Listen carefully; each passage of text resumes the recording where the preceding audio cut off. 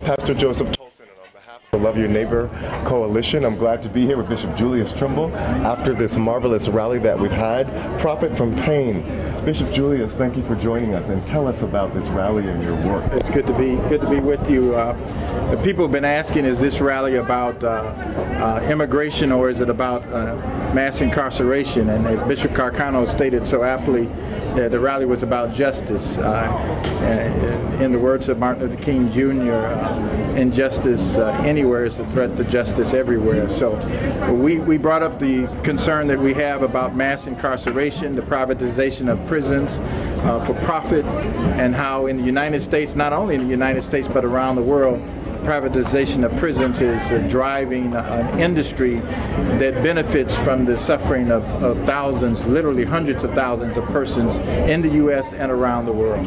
Bishop, now that you've raised our consciousness about this issue, can you talk a little bit about the church's strategies and tactics to move forward in addressing these social issues? I think part of it has to happen at the local level in communities, grassroots, if you will, in local communities.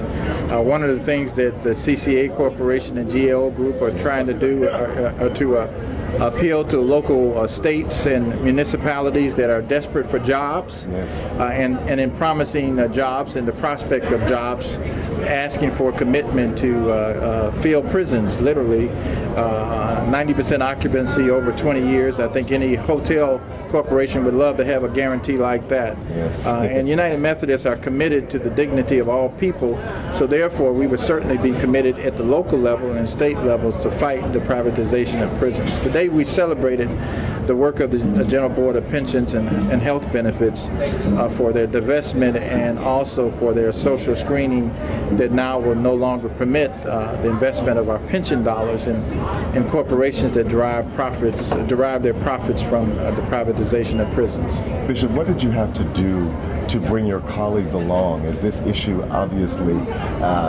it disproportionately affects people of color? And when we're talking about incarceration rates, obviously with 1 out of every 8 African American men in their 20s being in prison, did you have to do some real work to bring people along? I think that if you mean the colleagues by the Council of Bishops, I think the Council of Bishops, since we've been part of the Interagency Immigration Task Force, has been fully aware of the kind of suffering that's taking place in a lot of racial ethnic communities, including the African American community.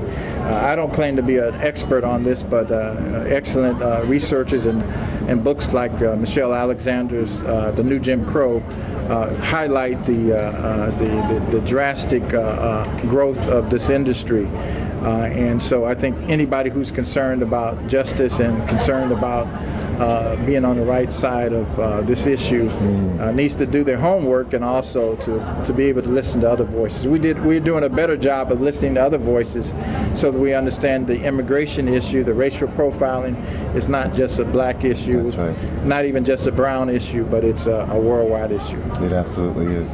Bishop, you understand that many of these social issues live at what I like to call the intersection.